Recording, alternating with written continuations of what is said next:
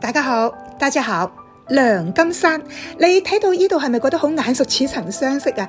呢度就係沈海高速上邊嘅一個服務區，佢離廣州個幾鐘頭車程，佢嘅名叫做良金山服務區。如果你去湛江去茂名，一般都要行呢條沈海高速噶啦，咁司機大佬到服務區都會停一停。我今日係跟住一個自駕團逆路探響，暢遊山海過茂名玩嘅。沿路我發現其實服務區係非常之有意思嘅。如果我唔講呢度係服務區，你會唔會以為我入咗天河城或者係中華廣場啊？以前我哋對高速服務區嘅要求呢，就係一到服務區第一件事就衝去廁所，然之後買啲零食或者係買支水，跟住就係司機大佬加個油，就係咁簡單啦。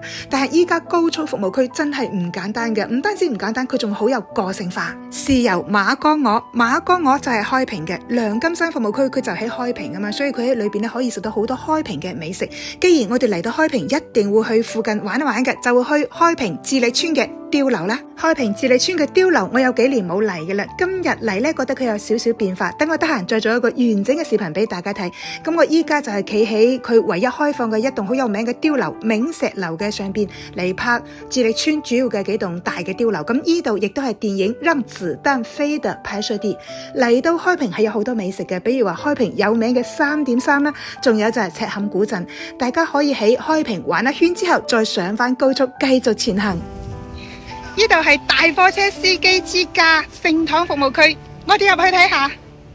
第二日我哋嘅自駕車隊嚟到聖堂服務區，呢度係全國首個貨運主題嘅服務區。你睇下佢個建築設計都好似個大貨櫃車咁樣嘅。點為之大貨櫃車呢？我專登拍咗一個對比嘅。你睇下呢部行駛中嘅大貨櫃車，再睇下左手邊呢部白色嘅私家車，好似個玩具仔咁細啊！仲有佢嗰個加油站係零舍高嘅。呢個聖堂服務區對大貨車司機真係非常之友好，我第一次見咁樣嘅服務區啊！你行上2樓可以見到佢有司機之家，呢度有桌球啦，有健身啦，仲有兒童樂園啊！因為有啲司機係帶細路仔嘅，咁仲有呢啲洗衣機啦，免費嘅沖涼房啦，呢度呢就係瞓覺用嘅膠囊倉，呢度就收費啦，21個鐘68蚊封頂。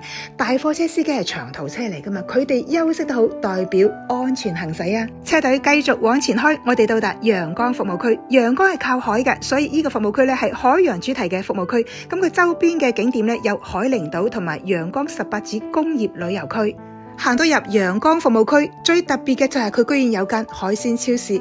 你依家睇下係咪同我哋平時食飯嘅海鮮酒樓冇咩兩樣啊？我哋一般入服務區可能就食個麵包或者係食個快餐，但係認真諗下，其實高速之上都係我哋旅途嘅一部分，點解唔對自己好啲呢？所以我今日係點咗個薑蔥炒花蟹，味道好好噶。喺陽江服務區仲有陽江18子刀具嘅展覽廳嘅，呢度嘅設計咧就好似一個大型嘅購物中心，好靚。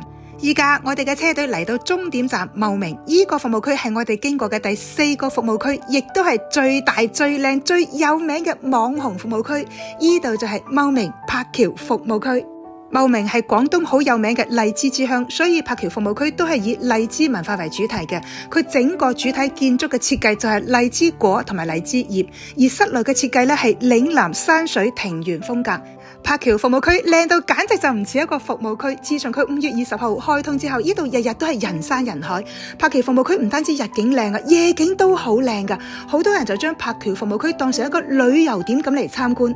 睇完我介紹嘅呢4個喺廣東境內嘅高速服務區，你有咩感想啊？依家嘅高速服務區早就唔係加油加水去廁所咁簡單啦，而係唔停咁升級，佢可以令到我哋停下車輪去欣賞高速旅途上嘅風景，唔再係單純嘅趕路人。多謝你嘅點讚同關注，拜拜。